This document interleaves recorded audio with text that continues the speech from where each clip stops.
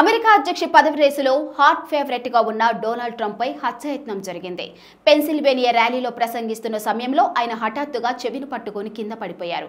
కాల్పుల శబ్దం కూడా వచ్చింది. దీంతో కాల్పులు జరిగాయని అర్థమైపోయింది. సీక్రెట్ సర్వీస్ అధికారులు వెంటనే ఆయన్ని అక్కడి నుంచి తీసుకువెళ్లిపోయారు. చెవికి గాయమై ఆ రక్తం ట్రంప్ మొహం మీద పడింది. ఈ కాల్పుల ఘటనతో ట్రంప్ ఏమాత్రం భయపడలేదు సరికదా, మరింత బిగ్గరగా ఫైట్ ఫైట్ అని కేకలేశారు. ఇలా కేకలేస్తుండగానే ఆయన సీక్రెట్ సర్వీస్ అధికారులు తీసుకెళ్లిపోయారు. కాల్పులు జరిగినట్లుగా తెలియగానే సీక్రెట్ సర్వీస్ స్నైపర్స్ రంగంలోకి దిగారు. షూటర్ని చంపివేశారు. దుండగుడి కాల్పుల్లో ట్రంప్ మద్దతుదారుడు మరొకడు చనిపోయినట్లుగా తెలుస్తుంది. ట్రంప్ పై కాల్పులు జరిపిన వ్యక్తి ఎవరు, ఎందుకు అలా చేశాడన్న విషయాలపై ఇంకా పూర్తిస్థాయి వివరాలు బయటికి రాలేదు. అమెరికాలోనే విచ్చలవిడిగా దొరికే గన్నుల సంస్కృతిపై ఎప్పటికప్పుడు ఆందోళన వ్యక్తమవుతూనే ఉంది. చివరికి అది ట్రంప్ వద్దకు రావడం పరిస్థితి తీవ్రతను తెలియజేస్తుంది. ట్రంప్ బైడెన్ ఇద్దరి మధ్య అమెరికా అధ్యక్ష రేసు హోరాహోరీగా సాగుతుంది.